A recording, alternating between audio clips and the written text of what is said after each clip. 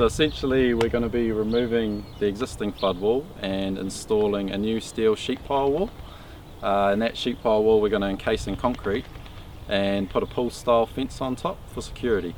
We'll then do a little bit of earthworks to improve the current material and to tie in to the existing stop banks at either end.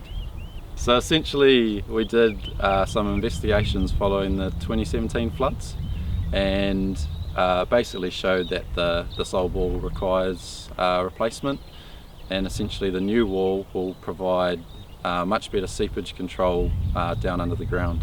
Seepage is when water makes its own path through earth, depending on how permeable the layer is, which is how easy the water can get through it.